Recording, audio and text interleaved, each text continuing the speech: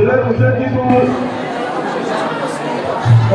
على بركة الله نبدأ فعاليات هذه الأمسية المباركة، وستكون البداية مع القارئ تثبيت سيد أحمد والعبد الحي بمشرفنا بآيات بينات من الذكر الحكيم، تكون مفتتحة مباركة لهذه الأمسية.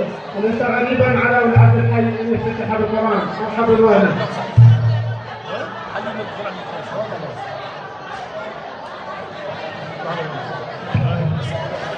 أعوذ بالله من الشيطان الرجيم.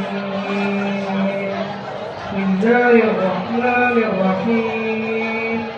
مثله كمثل الذي استوقد نارا فلما أضاءت ما حوله ذهب الله بنورهم وتركهم في ظلمات لا يبصرون. صم بكم عمي فهم لا يرجعون. أو كصيب من السماء فيه ظلمات ورعد وبرق يجعلون أصابعهم في آذانهم من الصواعق حذر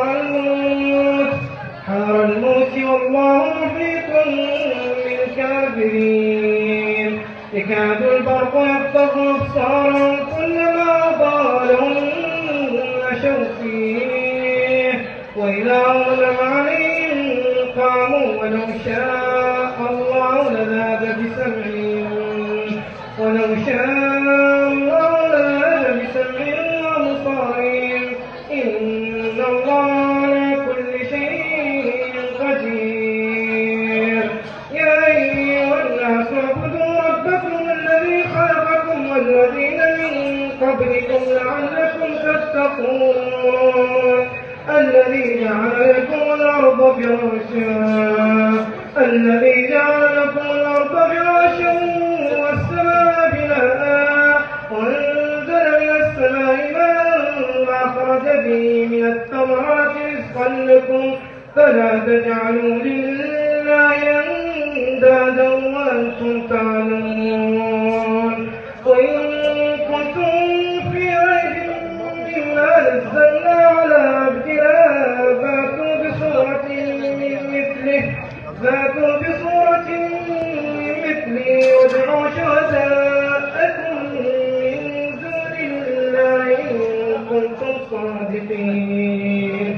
فإن لم تفعلوا ولن تفعلوا فاتقوا النار التي وقودها الناس والحجارة أعدت للكافرين. وبشر الذين آمنوا وعملوا الصالحات أن لهم جنات تجري من تحتها الأنهار كلما رزقوا منها من ثمرة رزقا قالوا هذا الذي رزقنا من قبل كل به متشابها ولهم فيها أزواج مطهرة وهم فيها خالدون. صدق الله العظيم.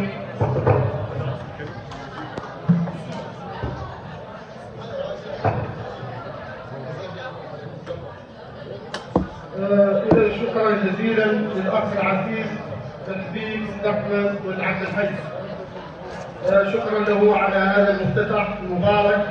والآن ادعو رئيس قسم الإنصاف على مستوى مدينة الجيران السيد أحمد الكبدة بمشرفنا مشكورا على المنصة. ونذكر أن هذه المسيرة تأتي في سياق دعم ترشيح رئيس الجمهورية لمهمية ثانية ودعوة للتسيير على نواحي الانتخابات. تفضل. بسم الله الرحمن الرحيم وصلى الله على نبيه الكريم وعلى آله الطيبين وأصحابه الميامين. باسمي شخصيا وباسم جميع هيئات حزب الإنصاف على مستوى ولاية الزمور لا يسعني بهذا الجمع المهيب إلا أن أثمن عاليا وأشكر القيمين على هذه المبادرة التي كانت على المنهج وفي الوقت المناسب. لا يفوتني في هذه الفرصة كي لا أطيل لكم إلا أن أتحدث عن نقطتين أساسيتين. النقطة الأولى هو الهدف الأساسي للمبادرة وللساكنة جميعا، وهي مطالبة بفخامة رئيس الجمهورية محمد بن الشيخ القزواني بترشيح الجمهورية الثانية. والنقطة الثانية هي مراجعة اللائحة الانتخابية. كما تعلمون أنه افتتحت منذ يومنا الاثنين. نطلب من كافة ساكني دير زمور كاملين علمهم يتحققوا كان سامي طالع على اللائحة الانتخابية، نختار العدل التعبئة وتحسيس شاملة في بيوتهم وفي جيرانهم ومجموعاتهم. إياك يتأكدوا على أنهم جايزين معركة حاسمة وسلاحها هو التسجيل على اللائحة الانتخابية. نحن صاحب الفخامة محمد بن الشيخ القزواني فينا الشيء لا يتخلص من ساكن دير الزمور بالنجاح 100% إن شاء الله وبالاستحقاقات المقبلة. دير الزمور كما تعلمون ولاية خاصة من ولايات الوطن، يكفيها شرفا واعتزازا ما قال عنها الجندري غفر الله لنا وله العدامة: يا من يرى ولا يرى عني الحروب نفسي لقد نفى عني كره شوقي لأهل تيريسي. وأؤكد لكم مرة أخرى أرحب بكم كاسرا القاعدة بعدم الترحيب في بيته لا أمل، وأؤكد الشكر التام والامتنان للقائمين على المبادرة. والسلام عليكم ورحمة الله.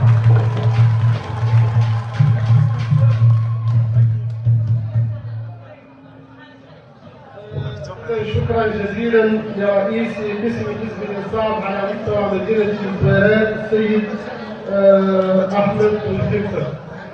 والآن أدعو عضو حزب متحدون من أجل الوطن السيد الداعي والمثال يقدم كلمته ونشكره.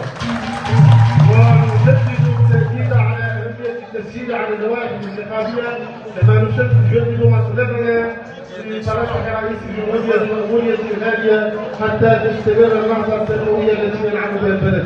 مرحبا بك. اهلا بكم وسهلا. وانا استاذ عيد الكاملي ومهمين هذا المشروع وقال فينا، وهذا المشروع يعني استعداد صار منكم كاملين، استعداد كامل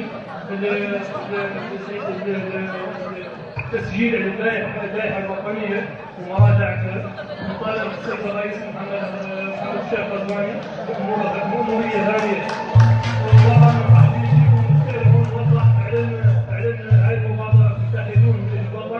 هو هدفه الوحيد هو الوحدة الوطنية واليد باليد إلى الأمام في الإصلاح العام.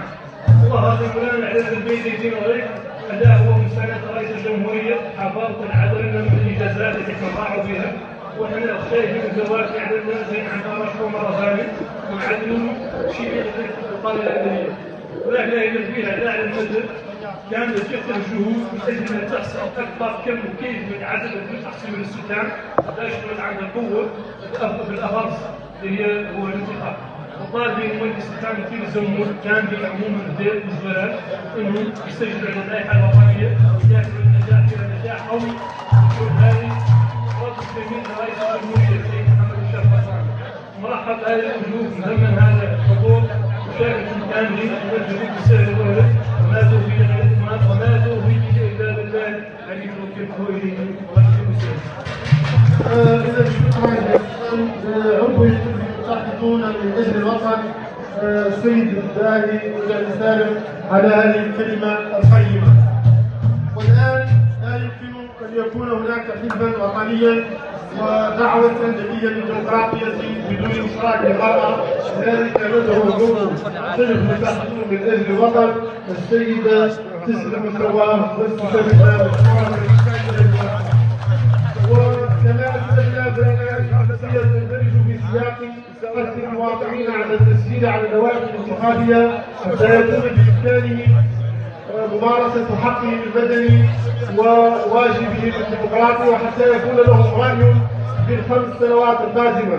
وهذا الرأي بكل تأكيد سيكون مع فخامة رئيس الجمهورية محمد بن الشيخ القزواني وعلى النهضة التنموية التي شهدها البلد وعلى هذه التهدئة السياسية التي ينعم بها. تتفضل أختي تسلم مشكورة. بسم الله الرحمن الرحيم وصلى الله على نبيه الكريم. أرحب الجمهور الكرام، ونرحب كذلك برئيس حزب الإنصاف على مستوى ولاية دير الزمور، ونرحب بالمبادرة القيمة للقائمين عليها وعلى رأسهم الوزير السيد محمد سالم بخيس ومرافقه.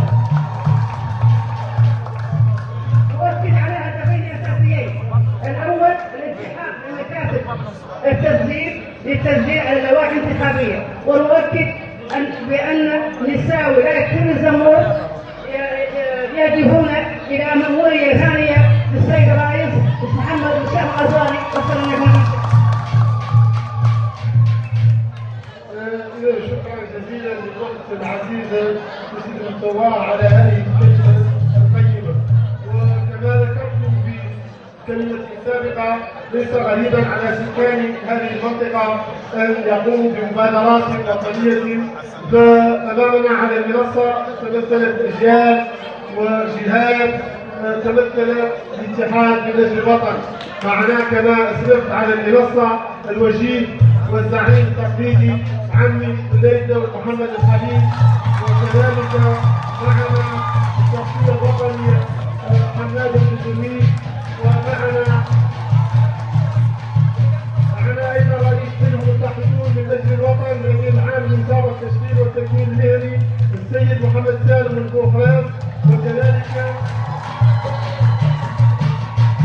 وكذلك معالي الوزير حسن البوخراس، وكذلك يوجد على المنصه اعضاء مؤسسون في هذا الحزب من بينهم حمودي البشري، وايضا النادي محمد نحوي الكويرينا، واحمد طارق من الدوله. معنا ايضا الوزير الاجتماعي والشخصيه الوطنيه البارزه في المنطقه باعلي، نرحب به مجددا، نرحب بكم جميعا. معنا شقي ليلى ويزيد سالم، معنا رئيس قسم الحزب على مستوى الجالات الاستاذ احمد بالكنسه، ويقف الى جانبي ايضا نحو الحي الداهى.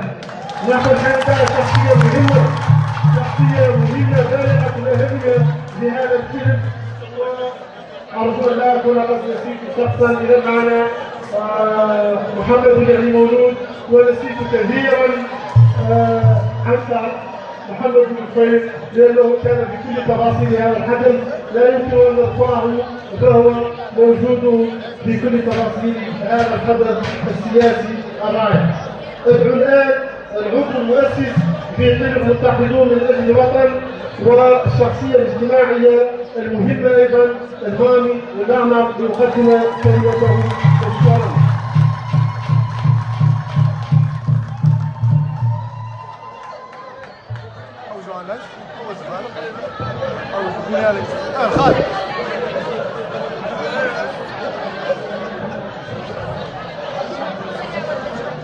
بسم الله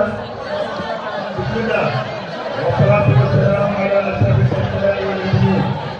لقد نظمنا هذا المهرجان الكبير من أجل حثكم على التسجيل على اللوائح الانتخابية حتى تتمكنوا من ممارسة حقكم المدني في التصويت في الاستحقاقات الرئاسية المقبلة، وليكون بإمكانكم التصويت على مقامة رئيس الجمهورية محمد أحمد ولي الشيخ الغزالي الذي ندعوه للترشح بمأمورية سعيدة من أجل استمرار النهضة التنموية التي ينعم بها البلد في ظل حكم مقامة الرئيس محمد أحمد ولي الشيخ الغزالي. والسلام عليكم ورحمة الله.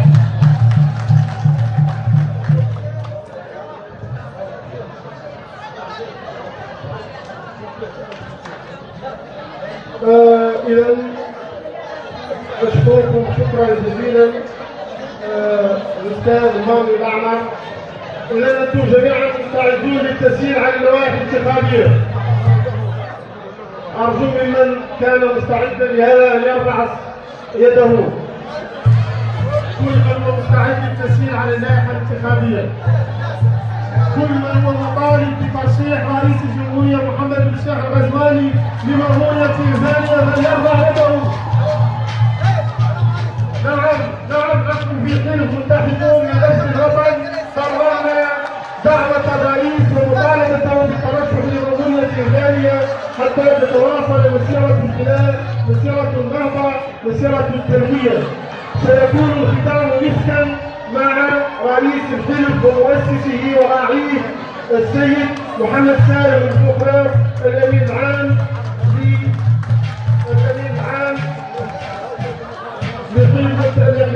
لوزارة التشريع والتكوين المهني. هذه هي كلمة الختام. شكرا لكم جميعا.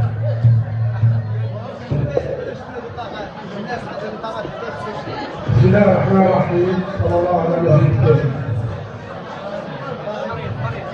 اولا انا مرحب بكم كاملين ومسرور بوجودكم هنا معنا في هذا المحضر بهذا الحفل السياسي، هذه المبادره السياسيه. نختار شوي نقول لكم الصيغه اللي جاب بها حبينا بها هذا الحفل اللي قاعد يقعدوا لاجل الوطن.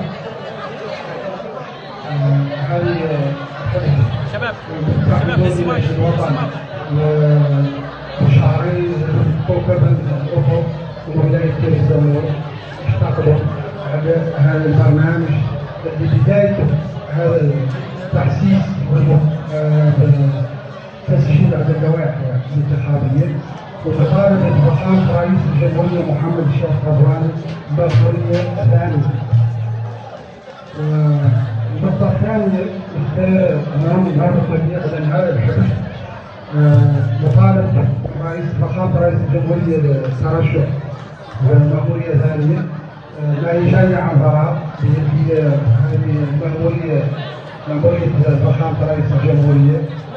عرفت بها هذه البلاد نتائج ونتائج عظمى في هذه البلاد. أولا نحتاج نقول على الصعيد الديمقراطي على المرحلة التنمية تقد تخرج ما هو تحت ظل التسامح وعلى التدبير السياسية في البلد اللي ما كانت تعطيكم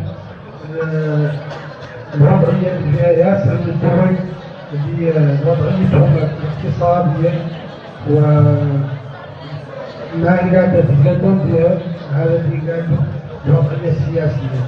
نحن الحمد لله في بلدنا خليفينا عادة المعارضة وعادة الأغلبية قاعدين على نفس الطاولة يناقشوا في الأمور الجوهرية للتعليم الإسلامي. نقطة أخرى 2020 خلقت هون جائحة قاعدة الكورونا قلبت هذا الميلاد العالم الخريطة العالمية اللي عادت الدول تعرف ما كانت تعرف كم عندها الفقراء، ما كانت تعرف كم عندها البلد دولة تشتغل، لا كم عندها من الكمامة وكم عندها من السرير والفقر. والدول المتقدمة خلق فيها مقابر جمعوية بذكر الموتى.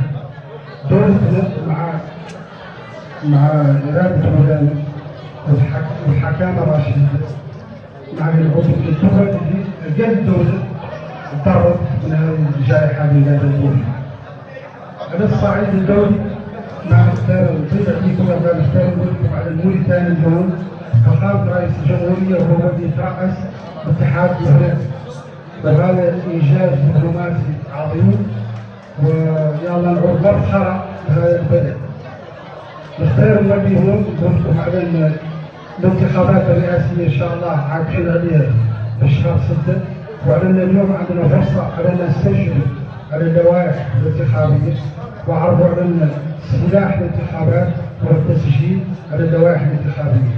إذا عاد خارج حق ما هو على اللائحة الانتخابية يا الله نقدر نعرفوه ونعبر تحسيس باب اللي كان تسجل اللوائح الانتخابية.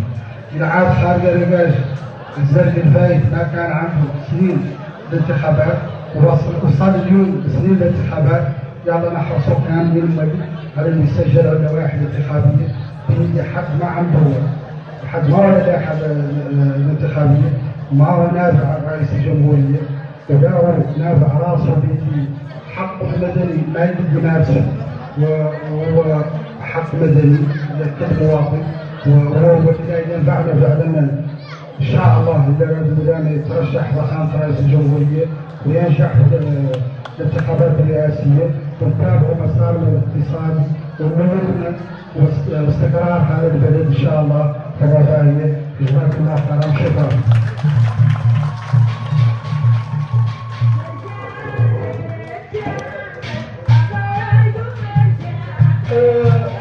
شكرا لرئيس الحضور الوطني على هذه الكلمه القيمه والتي كانت مثالا جدا لهذا الحدث. ما عليكم الان سوى التوجه الى مكتب المدرسه رقم 2 والاعداديه رقم 11 وثانوي صلاح الدين لكي تسجلوا على اللوائح ولكي نكون لكم اضافه قيمه. شكرا لكم جميعا والى الملتقى في انشطه سياسيه مقبله. نستودعكم الله وشكرا لكم.